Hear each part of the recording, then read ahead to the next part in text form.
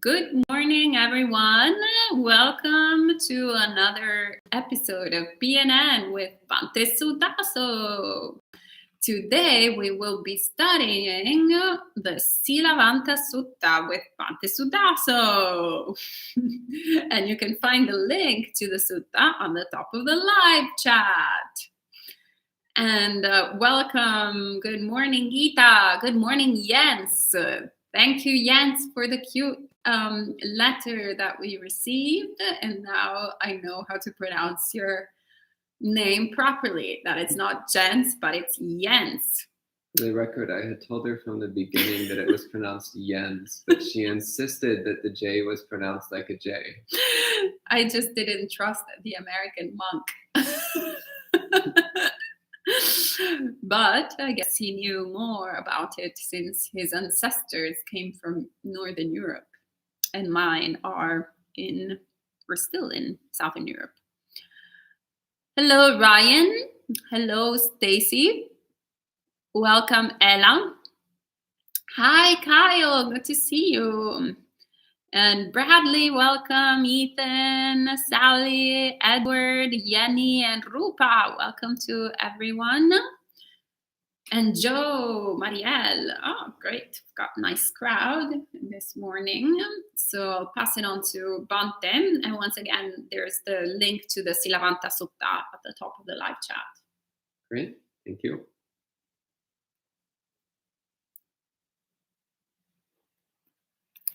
Right. Just one sec.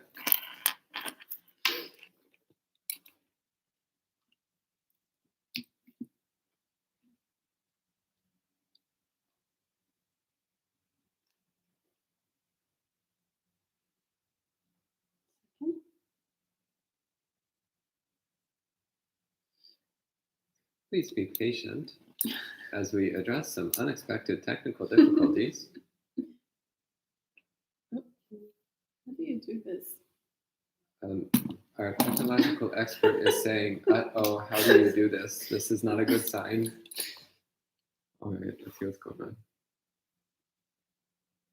It's, how do you flip it on your... No, it's fine. It's fine. Is it? Yeah. Okay. You just deleted the description. Oh, you pressed this button.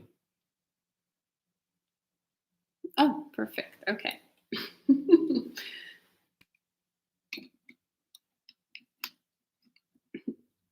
Okay, we're almost ready. So this morning we're starting with the meditation on patience. All right. Okay. We're good. Okay.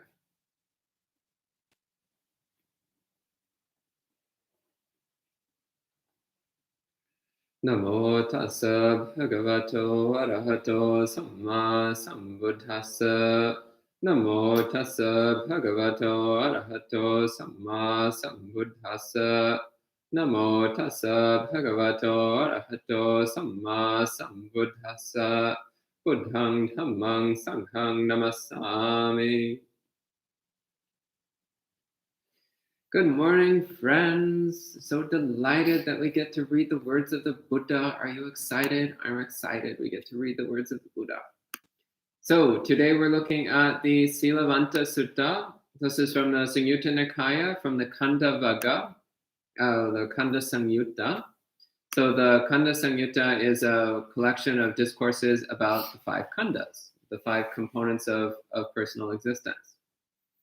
And this particular discourse, it takes the form of a conversation between Venerable Sariputta and Venerable Mahakotthita.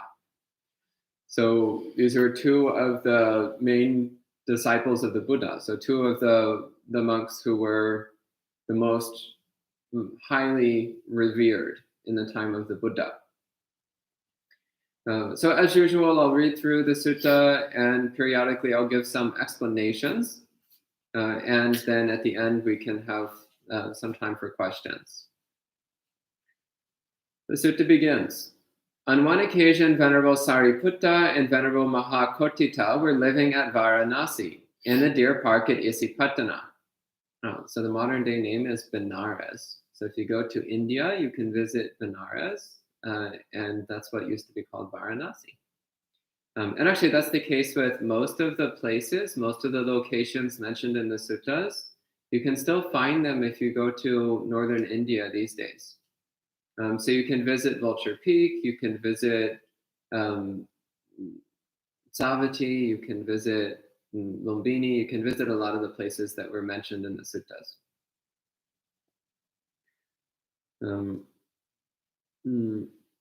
Then in the evening, Venerable Mahakotita emerged from retreat, approached Venerable Sariputta, and said to him, Venerable Sariputta, what phenomena are to be paid wise attention to by a virtuous monk? Fun fact here, by the way, Sariputta's name literally means the son of Sari. So his mother's name was Sari. So people always just called him Sari's son, like the son of the woman named Sari. So elsewhere in the suttas, it mentions what his actual name was, but nobody ever called him that. They just called him by his mother's name. So Mahakotita asked Venerable Sariputta, what phenomena are to be paid wise attention to by a virtuous monk? And Venerable Sariputta replies, Venerable Kotita, a virtuous monk is to wisely pay attention to the 5 components of attachment. So the 5 khandhas, that's body, feeling, identification, mental activities, and consciousness. So rupa, vedana, sanya, sankhara, vijnana. So this is everything in body and mind that we identify as me and mine. So they're called the 5 components of attachment because these are the 5 things that we attach to. These are the 5 things that we form a sense of self-identity around, that we are unwilling to let go of, that we obsess about. We obsess about our body, we obsess about our feelings, we obsess about our identification patterns, we obsess about our mental activities, and we obsess about our consciousness. And we cling to all of these as being me and mine. Therefore, they're called the 5 components of attachment. Panchupadana Khandha. So he says, a virtuous monk is to wisely pay attention to the 5 components of attachment. That's body, feeling, recognition, mental activities, and consciousness. As impermanent, unsatisfactory, disease, cancer, stabbing, misfortune, affliction, alien, disintegrating, empty, and impersonal. This is just delicious. I was just before we started, I was telling Ayasoma that I want to lead a guided meditation on exactly these instructions because every time I read this, I smile. So he continues, what are the 5? The physical form component of attachment, the feeling component of attachment, the recognition component of attachment, the thought component of attachment, and the consciousness component of attachment.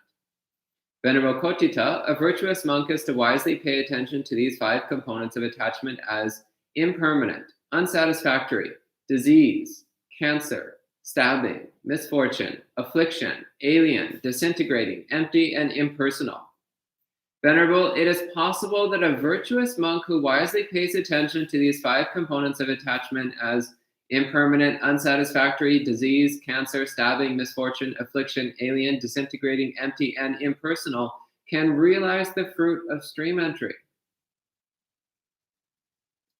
So note again that he starts with this as being a virtuous monk. So this is emphasizing that the foundation of Buddhist practice, the foundation of Buddhist insights, by which I mean the wisdom that comes from practice, not our organization, though the similarity is not coincidental. The foundation of Buddhist insights is,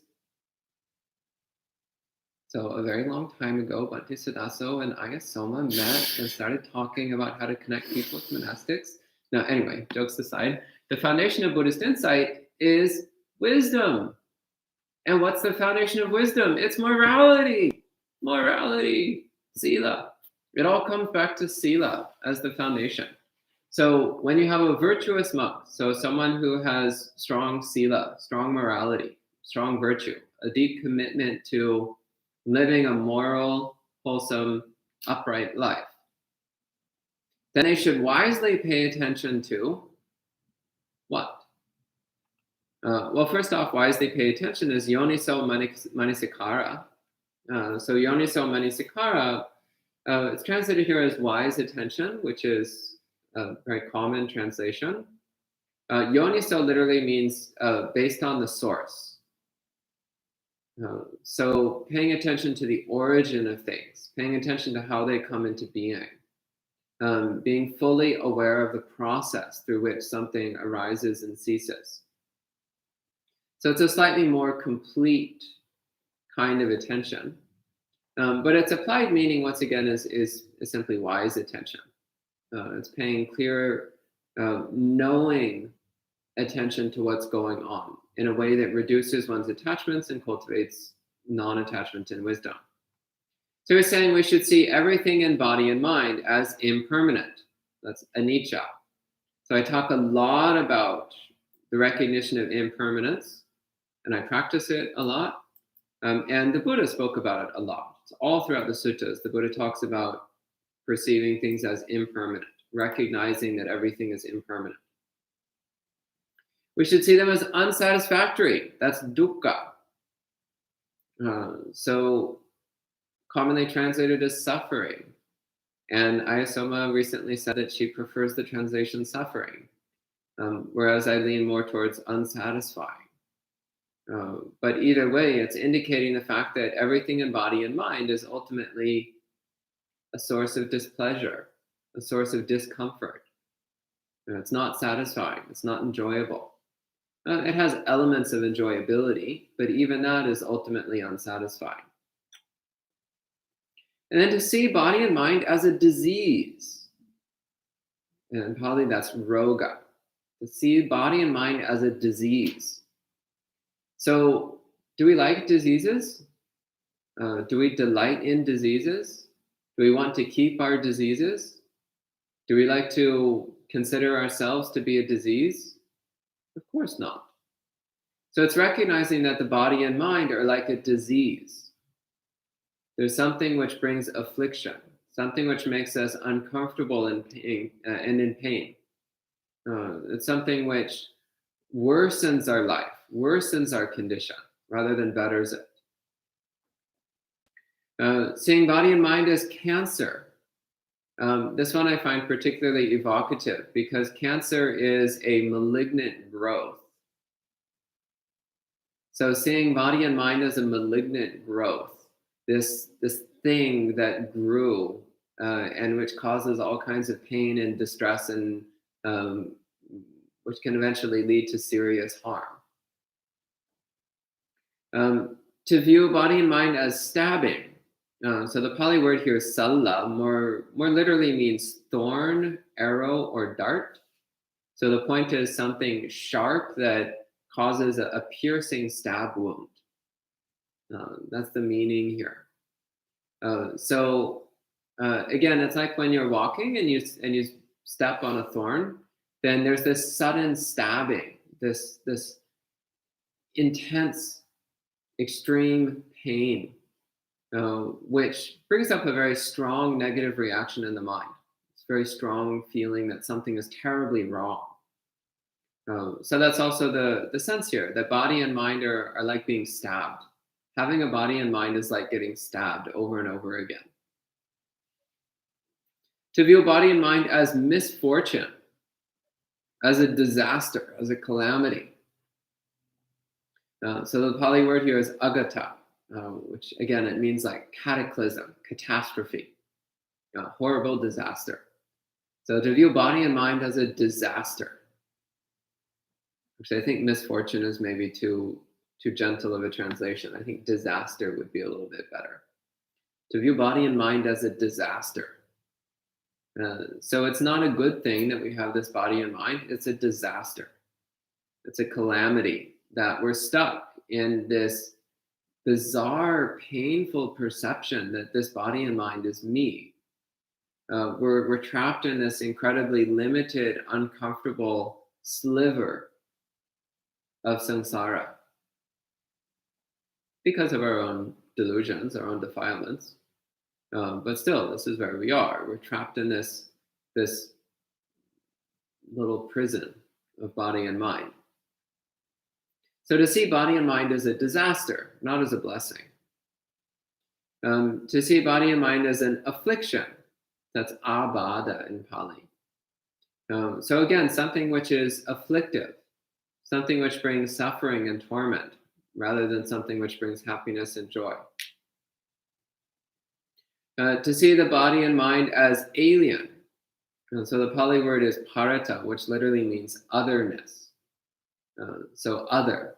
Rather than seeing it as self, you see it as other. So seeing your body and mind as though it was somebody else's. Rather than seeing it as me and mine, we see it as not me, not mine, as somebody else. So just as when you look at somebody else's body, you know that's not me. You should look at your own body in the same way. Oh, that's not me either. When you learn about somebody else's thoughts, you know that they're not you. Well, you should see your own thoughts as also being somebody else's. And to see body and mind as disintegrating, palokita in Pali. So to see the body and mind as disintegrating. And this is particularly visible when one is practicing the anicca sanya, the meditation on recognizing impermanence. Because you can actually get to a point where you can see and feel your body disintegrating. And actually, it's constantly disintegrating anyway. Like right now, as we sit here, our skin and flesh is flaking away, falling apart, falling into the room around us, falling on the ground. Of course, we don't normally think about that because the process is slow enough and subtle enough that we don't normally see. But it's constantly happening. The body is, in fact, constantly disintegrating. It's constantly breaking apart and dropping bits of it wherever we go. To see body and mind is empty. So the Pali word here is sunyata. Again, there's this common misunderstanding that the Buddha doesn't talk about sunyata in the Pali Canon. I don't know where this idea comes from, because the Buddha does, in fact, talk about sunyata in quite a number of places.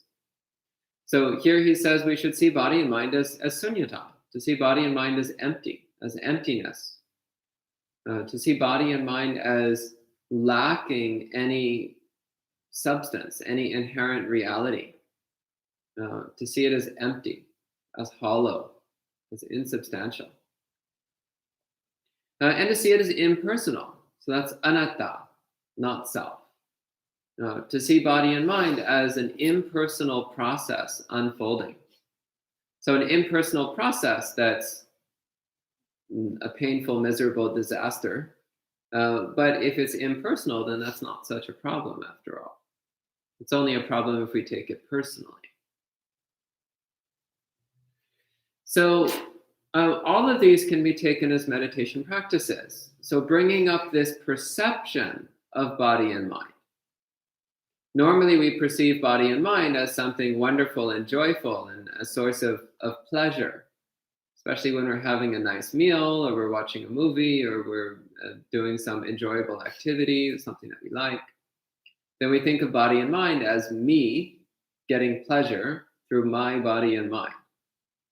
But instead, we're trying to actively cultivate the perception that body and mind are this painful, miserable disease, which we're trying to get free of by recognizing it as impermanent, alien, empty, and impersonal. So you can use any one of these.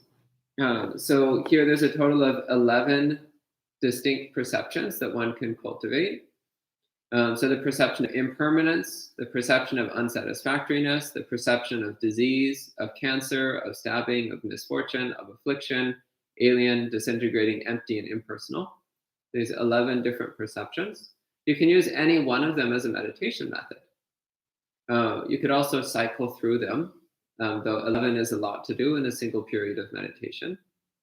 You can also categorize them. So some of these fit together fairly neatly. So like impermanent, disintegrating, and empty fit together as one category. Alien and impersonal fit together. That also fits in with empty, by the way. Unsatisfactory, disease, cancer, stabbing, misfortune, and affliction. Those all fit together as well. So you can also subdivide it into 2 or 3 distinct categories and go through each of those categories one at a time. But really cultivating these as a perception, as a way of looking at our experience. And you'll find that some of these really jump out for you. So I find viewing the body and mind as alien, as other. I find that an incredibly potent practice. So occasionally during retreats, I've given the instruction for people to look, to like put out their hand, and then look at the hand of the person next to you. And you notice that when you look at somebody else's hand, there's a very clear sense. That hand is other. That hand is somebody else's hand. It's not my hand, it's somebody else's hand. And try to keep that perception, somebody else's hand, as you bring your attention back to your own hand. To see your own hand as other, as somebody else's hand. And with practice, looking back and forth, you can get to a point where you start to see your own hand as being alien, as being not your own, as being somebody else's hand. And this is a way of starting to approach the perception of not self. It's a way of starting to break the habit of seeing body and mind as me, and to start to see it as not me, as other. Another one that I find really potent is the one of disintegrating. So to see body and mind as disintegrating, as constantly falling apart, constantly dissolving, constantly shattering, breaking up into little bits. Because that also breaks the delusion that we have of body and mind as being something persistent, something ongoing, something cohesive. But actually, it's not cohesive at all. It's a bunch of little bits that temporarily stick together, but all of those little bits are actually themselves constantly breaking off and falling apart. All those little bits are constantly coming and going, appearing and vanishing. So recognizing the inherently disintegrating nature of body and mind helps to break our delusions about it, helps to break our misunderstanding of it, and helps us to drop our attachment to it, to drop our misidentification of body and mind as being me and mine. Which is why this practice, Venerable Sariputta says, it's why this practice leads to stream entry.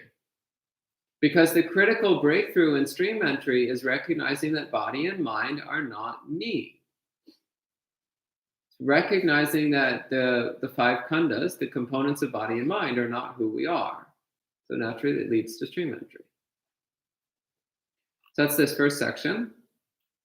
So bear with me, because this is, after all, a Pali Buddhist Sutta, so there's a little bit of repetitiveness in it.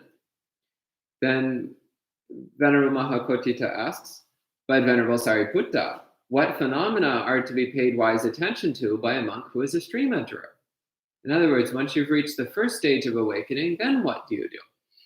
And he replies, Venerable Kotita, a monk who is a stream enterer is also to wisely pay attention to the 5 components of attachment as impermanent, unsatisfactory, disease, cancer, stabbing, misfortune, affliction, alien, disintegrating, empty, and impersonal. And he says, Venerable, it is possible that a monk who is a stream enterer that wisely pays attention to these 5 components of attachment as impermanent, unsatisfactory, disease, cancer, stabbing, misfortune, affliction, alien, disintegrating, empty, and impersonal, can realize the fruit of one's return. That's the second stage of awakening, Sakadagami, so once returner.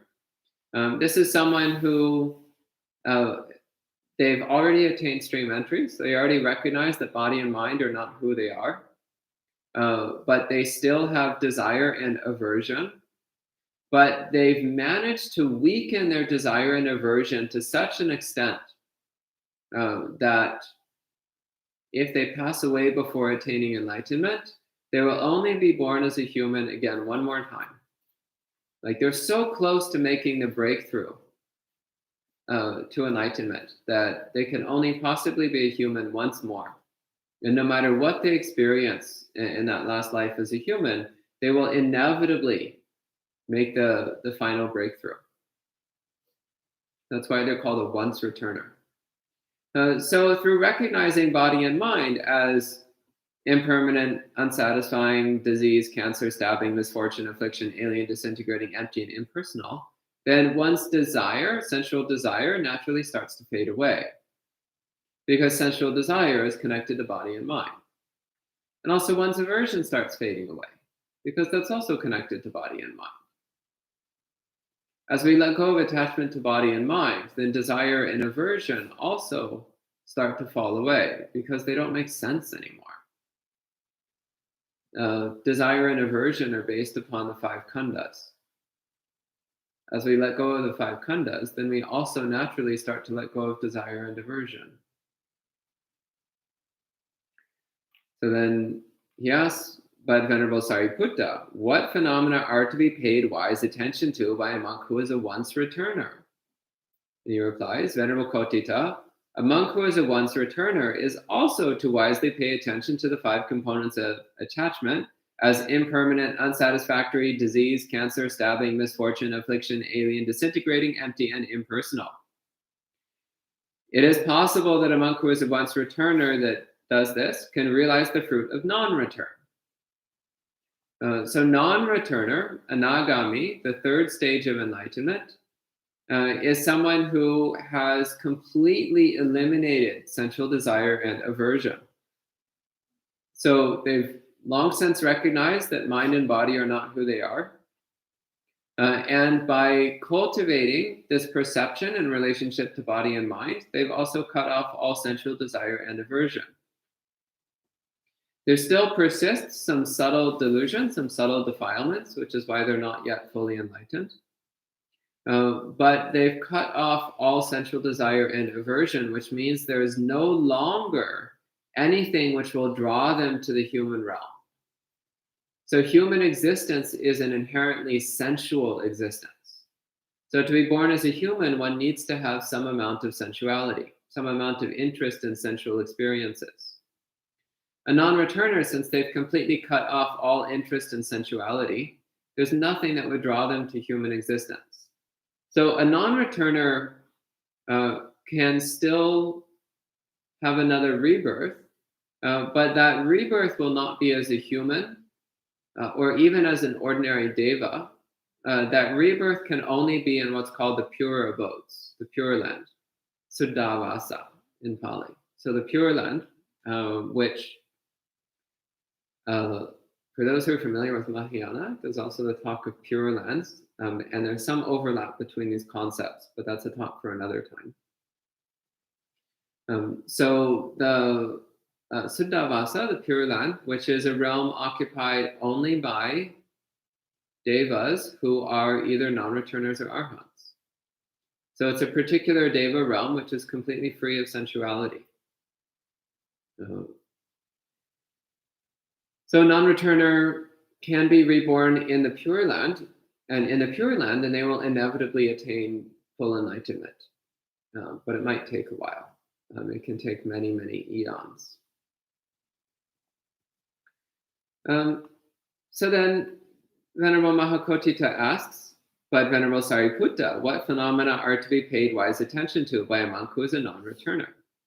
And Sariputta replies, Venerable Kotita, a monk who is a non-returner is also to wisely pay attention to the 5 components of attachment as impermanent, unsatisfactory, disease, cancer, stabbing, misfortune, affliction, alien, disintegrating, empty, and impersonal.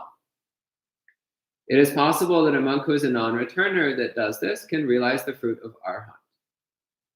In other words, by using these sets of perceptions, developing these perceptions, one can attain full enlightenment. It's got every component you need. Assuming you're starting from a basis of virtue, of morality, and it's not mentioned here, but also samadhi, then by cultivating these 11 perceptions towards body and mind, it's possible to become an arhat. It's possible to attain full enlightenment. Then Venerable Mahakotita asks, but Venerable Sariputta, what phenomena are to be paid wise attention to by a monk who is an arhat?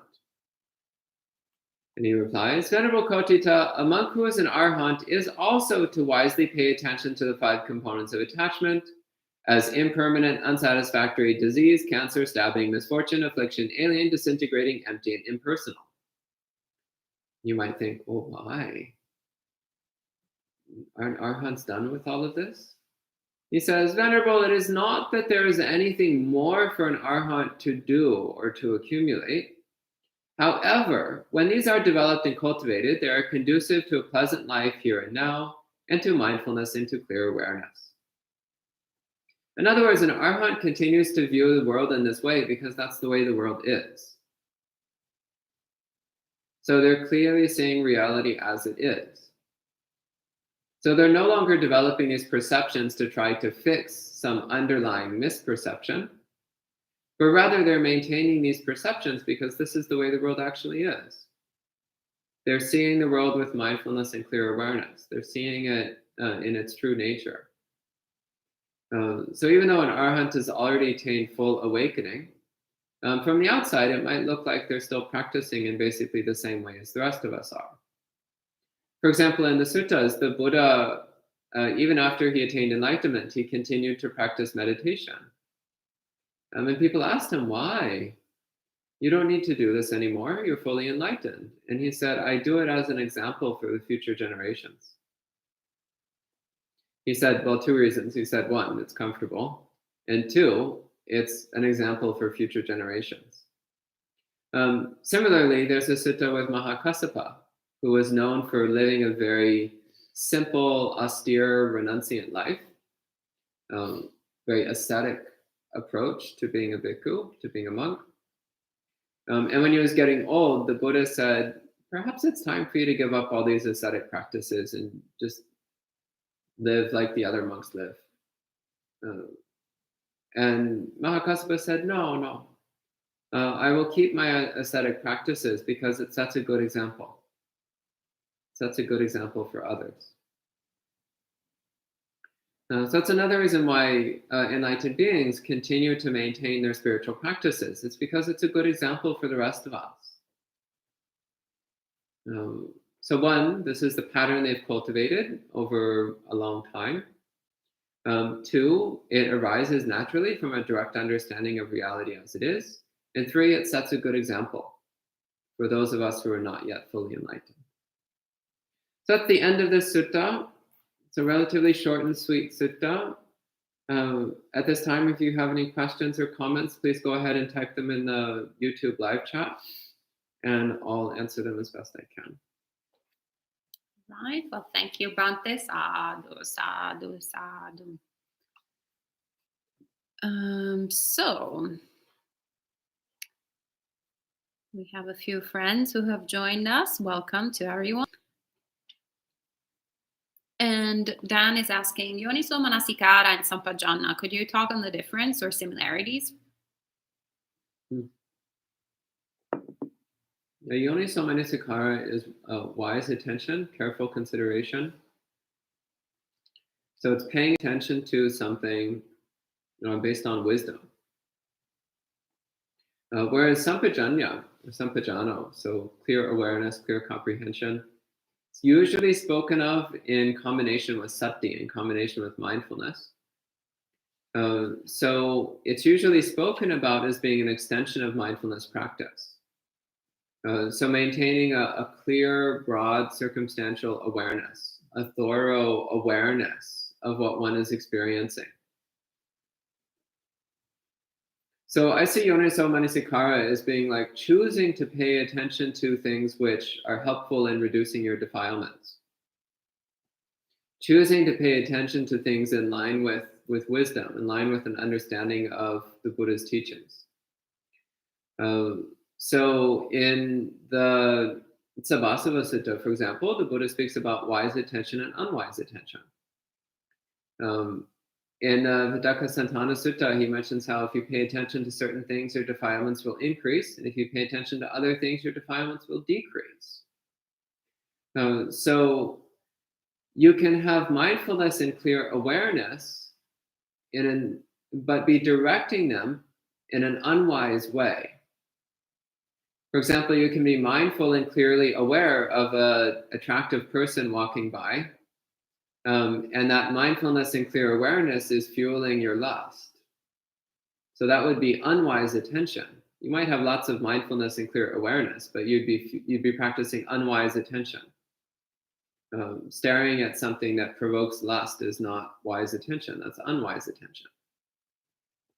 Unless you're extremely careful with your mind, and you're doing this so that you can cultivate dispassion, and you're very careful that you're cultivating dispassion and not passion, that would be a different story. But generally speaking, staring at something that's productive of lust would count as unwise attention. So in that case, you might have lots of mindfulness and clear awareness, sati and sampajanya, but not be practicing yoniso manasikara, not be practicing wise attention. Okay? Sally says, I want to stay away from disease, cancer. That's how attachment comes and suffering. Yeah. Suzanne says, good morning. It is like being stabbed. Yeah. And Mornings are like being stabbed. I think Body and mind is like being stabbed. And Marielle says, it's interesting that they already had a concept of cancer back then. Yeah, well, the Pali word literally means swelling. So, when somebody has cancer, what do they have? Often it takes the form of an odd swelling somewhere on their body. As the cells in that area start to rapidly, uncontrollably reproduce, it starts forming this lump. There was already an awareness at the time. Yeah. And Christiana is asking, basically because there is no me. Is that in reference to something? I think probably like a part of the sutta that you were talking about. I'm confused about how that helps us from being depressed. So depression arises from attachment to body and mind. Depression arises from a misunderstanding of reality. So why are we depressed? It's because we don't like what's happening to me. So what is it that we think is me? Oh, it's this body and mind. So if we recognize this body and mind is not me, then there's no way that there can be depression based on what happens to it. Okay, next question. Boone says, Bhante, may I know the recognition that the body is not permanent for Sutapanya? He refers to recognition through Chintamaya Panya or Bhavanamaya Panya. I guess it's Panya. Bhavanamaya Panya. Yeah, it has to come through direct experience. It's not enough just to think about these things. You have to feel it. You have to actually feel your body and mind disintegrating. You have to feel your body and mind as emptiness. Then the attachment starts to fall away.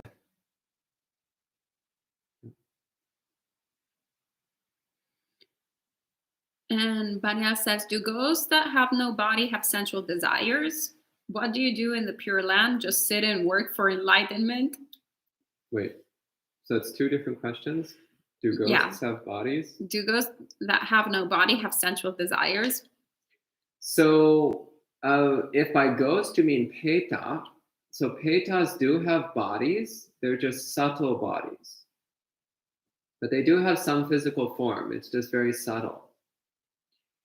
Same with devas. Devas have physical form, it's just very subtle. So the beings which have no bodies at all are the highest of the deva realms and the very lowest of the hell realms. Everything else has bodies. It's just a matter of degree of coarseness. So humans and animals have very coarse physical bodies. And the beings on either side of us, so the below us are the ghosts and the higher hell realms, and above us are the lower heaven realms. Those all have subtle physical bodies. So ghosts do have subtle physical bodies. There's something there. They're not purely mind. There are purely mind-only beings, but they're much more removed from what we experience. As for the other question, what do people do in the Pure Land? That's a good question. Yeah, sit around, meditate. I suspect a lot of them just waste a huge amount of time, to be perfectly honest, which is why in the suttas it says it can take up to like 60,000 eons to attain enlightenment in the Pure Land. That's because they have no ordinary dukkha. It's actually similar in the Mahayana Sutras about the Pure Land. It says that in the Pure Land it can take thousands and thousands of eons to attain enlightenment because there's no motivation to practice. Keep in mind, all of these beings are non-returners. So they've already eliminated 99.99999% of their dukkha. All that's left is the extremely subtle dukkha that comes from the conceit of self-existence. So it takes a really, really long time to work up the motivation to dig out something subtle like that. So as humans, we have motivation because life sucks. It's like getting stabbed all the time. So we've got a lot of motivation to do our practice. But in the Pure Land, it's very hard to muster up the motivation to practice with sincerity and diligence. So actually, I suspect that they just like waste a huge amount of time and they nap for a few eons. I don't know, I'm just guessing. I've never been to the Pure Lands. It's interesting, when the Buddha attained enlightenment and he was reflecting on his past lives, he realized that he lived in every single realm of existence except for the Pure Lands. That was the only part of samsara that he didn't have any direct knowledge of because he'd never lived there. He couldn't have because he hadn't been a non-returner. That's the only part of samsara that he didn't know through direct experience. He understood it by that point, of course, and he could communicate with beings in those realms, but he had never lived in them.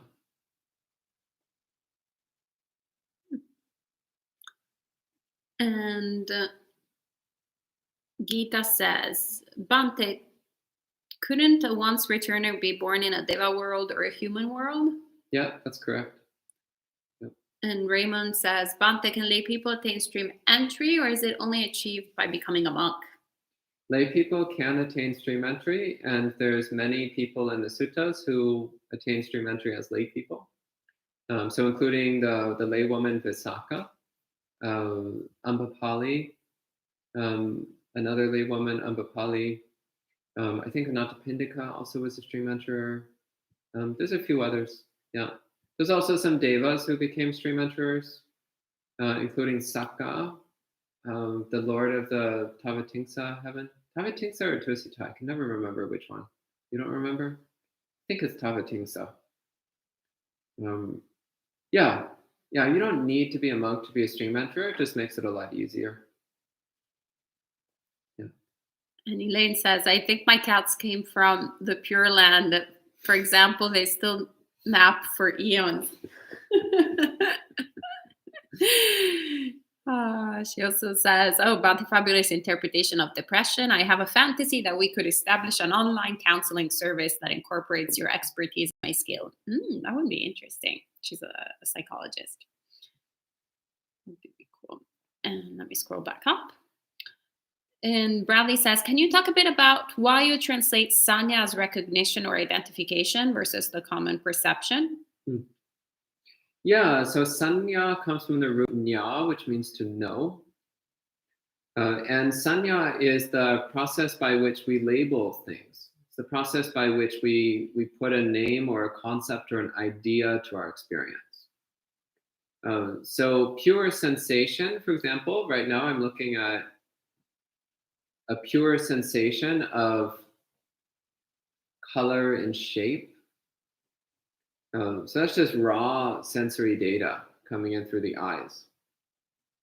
But and I immediately respond to it as either pleasant, unpleasant, or neutral. So that's Vedana.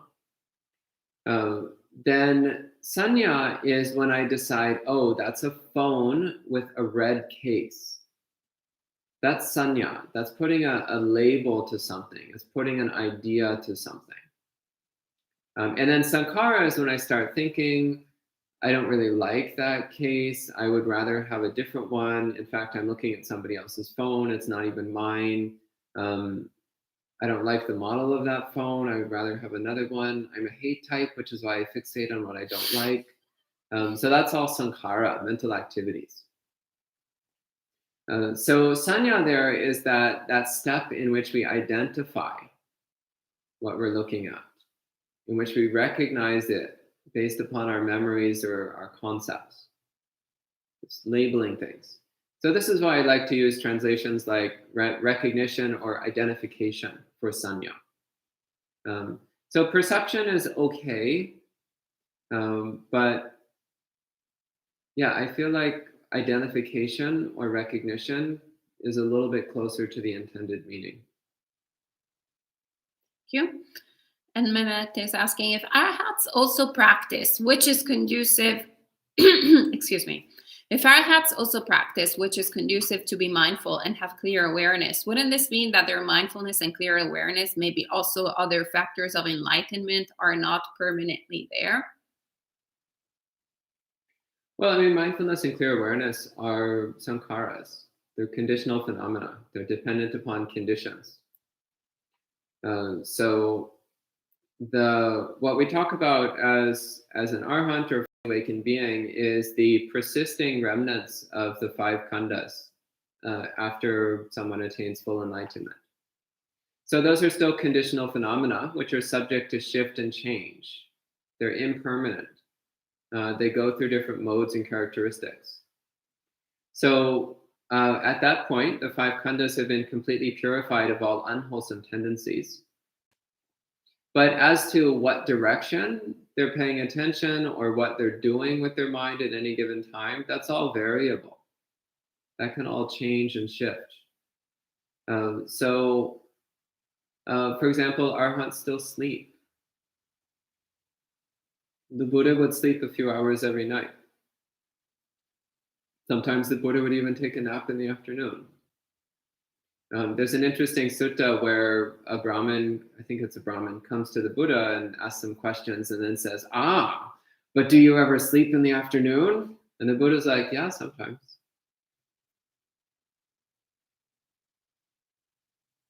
And people find this shocking and horrifying, but what's the big deal? It's just the five khandhas.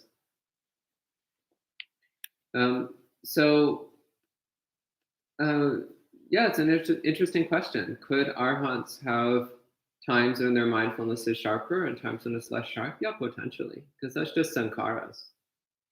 Nonetheless, their mind remains pure, free of any defilements, and free of delusion. Elsewhere, people also ask the Buddha in one sutta, they ask the Buddha, do you have clear, direct knowledge of all things in all places at all times? And the Buddha says, no. But whatever I choose to direct my mind towards, that I know. In other words, the Buddha says that there's still an element of volition in his knowing faculties. So he has to point his mind towards something in order to know it. So he can know anything, but he has to point his mind towards it. So what an arhat is pointing their mind towards, moment to moment, depends upon their five khandhas. It depends upon their choices of body and mind. So that also is variable. But again, what persists through all of this is that their mind is completely free of defilement and completely free of delusion. Okay? And Sally says, is it also unwise to want the body mind to have less disease, disaster? I thought it's worth making an effort on this. To the extent that it's supportive to your practice, yes. So maintaining the health of your body makes it a bit easier to train your mind. If you're really sick and unhealthy all the time, then it's quite challenging to keep up your Buddhist practice effectively. Can be done, it's just more difficult. So, and also the longer you live, then the more opportunity you have to attain awakening. So yeah, keeping your body healthy is a good thing. It's supportive to your practice. Also, a while back, I was talking with a Mahayana monk, and we we're actually talking about seatbelts in cars. And he said that it's our duty to wear seatbelts. And he said, because if we die in a car crash, then we can't be of benefit to other people. So he said, it's our duty, it's our bodhisattva duty to wear seatbelts when we're in the car. And that really got me thinking. I was like, oh, he's got a point. In order to be of benefit to others, we should try to keep our bodies alive and healthy so that we can help others as well as ourselves. But we also recognize that the body and mind are subject to affliction. That's their nature. So we also work to cultivate non-attachment towards them. Why would you want to be attached to affliction? Why would you be attached to disease? So we cultivate non-attachment towards them, letting them go, not trying to hold on to them. Okay? Thank you. Yeah, lots of questions on the sutta this morning. So, oh, surprising. It's a pretty short, straightforward sutta. Got lots of food for thought, apparently. So Okay. Galaxy has 2 questions. An arhat has no more to cultivate and accumulate. What is the difference between the Buddha and a arhat? Is there any other qualities that needed to be accumulated or cultivated by an arhat to be a Buddha? Mm-hmm. Oh gosh, this could be a subject of a whole talk in and of itself. The very short version of the answer to this, by the way, you realize people have written entire books on this subject. But the very short version of this answer is that the main difference has to do with the qualities they developed in past lives. And the other main difference is with the circumstances under which they attain awakening. So a Sammasambuddha is defined as somebody who, over the course of many, many lifetimes, they cultivated the qualities of a perfect teacher. And they attained enlightenment at a time and place where there was no awareness of the path to enlightenment, where there were no Buddhas and no knowledge of Buddhas, no knowledge of the Buddhist path. So then a Buddha is somebody who attains enlightenment at a time and place where it's unknown, and who has the ability and dedication to guide others to awakening. Whereas an arhat is somebody who attains enlightenment following the instructions of another Buddha. That's the critical distinction. Okay? And Boone says, Bante, when we see a cat passing by and the feeling to stroke the cat arises in the mind, is that unwise attention? Well, watch your mind. What's going on in your mind? Why do you want to stroke the cat? See for yourself what's happening there. There might be desire, for example, or there might be compassion, or there might be delusion, or there might be some mixture. So see what's going on in your mind. Next question. And Ramon says, yes, also depression arises from attachment from the past. Bring past events to the present moment, hence the suffering that it caused is brought to present as well. And then says, regarding alien with regards to body and mind, once, many moons ago, after a retreat, it feels like I was on autopilot. and everything was going on by itself as all these intentions of the past. It was somewhat disturbing at the time. Mhm. Yeah, developing the perception of not self can be quite disturbing, especially in the beginning when we're not used to it, because it so directly challenges our most deeply cherished delusions. Yeah.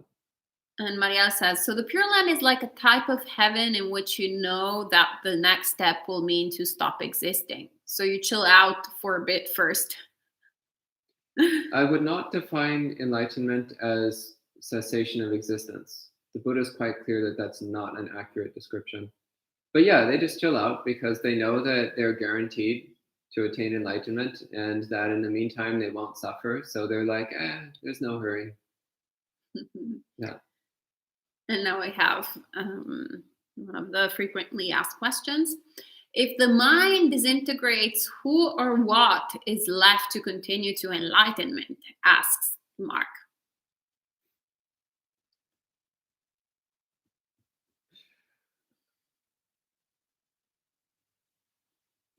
It depends on what you mean by mind. So the mind is actually disintegrating every single moment.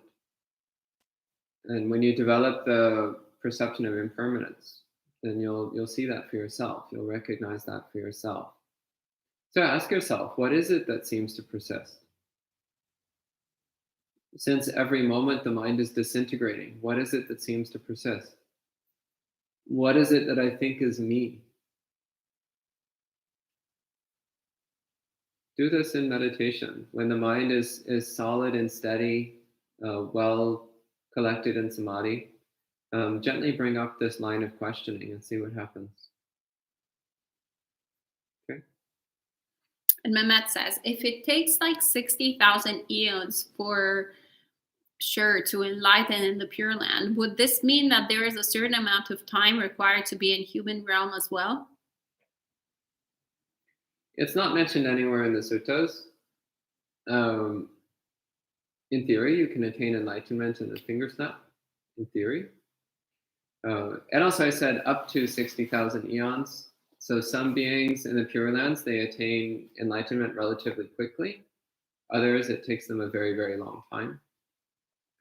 Similarly, in the human realm, some people attain enlightenment fairly quickly, and others, it takes decades upon decades. Most people, it takes many decades, actually. Very few people attain enlightenment quickly. But I've never seen anywhere a specified minimum amount of time, because there's so many factors which make it hard to estimate. One of the major factors is what we did in past lives. So some people, they come to Buddhist practice and they've only been practicing a short time, maybe just a few years, but they have incredibly sharp wisdom. And it's like, well, where could this possibly have come from? Well, it came from past lives, of course. So Ayasoma is pointing to herself. She's also now like trying to shut me.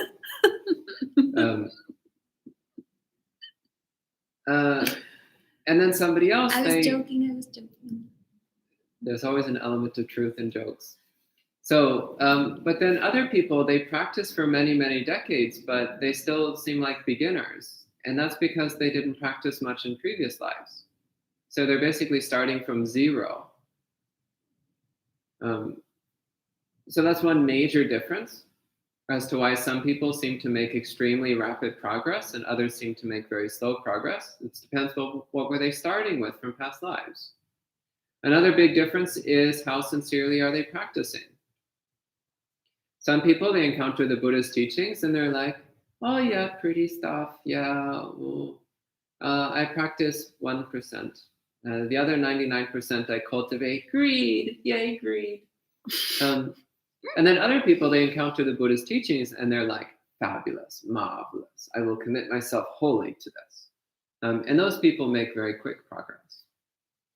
Again, Ayasoma is pointing to herself. So, yeah, there can be incredible variation in terms of how quickly someone makes progress. And sometimes we can see why, and sometimes it's harder to see why. Okay. Marvelous, marvelous. And then says, with actually, Sally has a question. Could Bante please give explanation why and examples how mind is unsatisfactory, disease, cancer, stabbing, misfortune, affliction, alien, disintegrating?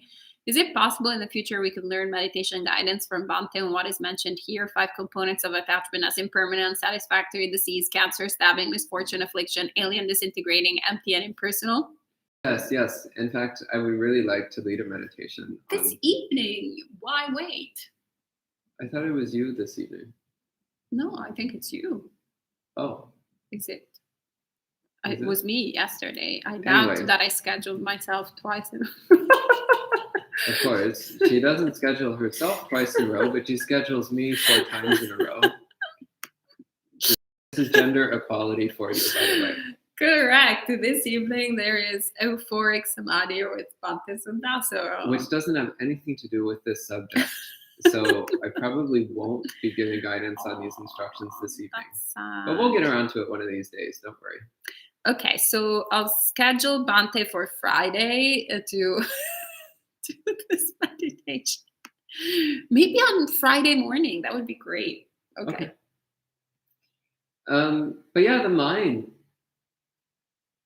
Just look at your mind the next time you're lost in greed, hatred, and delusion. Look at your mind the next time you're wrapped up in uncomfortable thoughts. Look at your mind the next time that you're filled with aversion or irritation. Look at your mind the next time you're filled with craving and desire. And you'll see how it's a disease. You'll see how it's a catastrophe, an affliction, a cataclysm. You'll see how the mind is like getting stabbed. Like these thoughts and desires and emotions, it's like getting stabbed over and over again. You can see it for yourself. Yeah, you don't need imagination. Just look what your mind feels like when you're caught up in restless, defiled thinking. And then you'll see the mind is like a disease. It's like getting stabbed. It's not pleasant.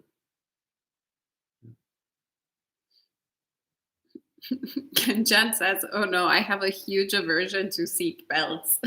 So I think in relation to your story. Jen, you may dislike seat belts, but it is your bodhisattva activity, your duty to wear your seatbelt for the benefit of others. Wear your seatbelt. Okay? And Mark says, is self-conceit different than self, which seems to lead to the question that if the Buddha has volition, who or what is doing this? So, did we go over the Moliyapagana Sutta?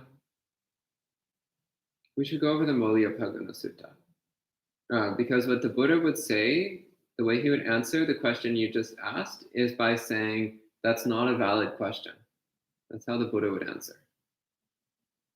So you say, who is doing it? Well, that's not a valid question because that's presupposing a who that does things. That's presupposing some kind of permanent, ongoing entity that does things. But that's not the case. So yeah, we'll go over the Moliyapagana Sutta. I'll make a note of it. Moliyapagana Sutta. And we'll talk about that in more detail one of these days. Okay? And Bradley is asking, what's a good starting point for someone who wants to learn Pali to understand the suttas? I started with the Pali Primer. It's a very old, but very basic and slow-paced book. Gives you a very gentle introduction to Pali grammar. So I started with the Pali Primer. Then I read New Pali Course by Venerable Buddhadatta Mahathera. Then I read Introduction to Pali by A.K. Warder. And at that point, then I was ready to read the suttas. Then when I got into reading the suttas, I would have the sutta in Pali next to the sutta in English, and I would read it in Pali and I would try to understand it. If I couldn't understand it, then I would look at the English translation. And if there were still some words that I wasn't clear on, I would look it up in a Pali dictionary. So in this way, I was able to refine my understanding of Pali through reading the suttas. So that's what I recommend. You've got to get that basis of grammar first, Then you can develop vocabulary by reading the suttas with Pali and English side by side. Okay. And Bun says, when you say look at your mind, do you mean Chittanupasana? That's part of it, yeah. But also looking at the thoughts and ideas in the mind, so the sankharas, mental formations. Looking at all the components of mind. Yeah. And Mark is asking, what is the sutta that you were mentioning earlier about who is the one who is thinking, the presupposition of who?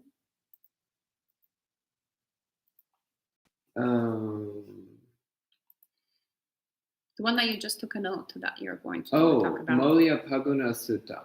Okay, let me write it down. It's in the Nidana Samyutta. I could look it up right now. It's not hard to find.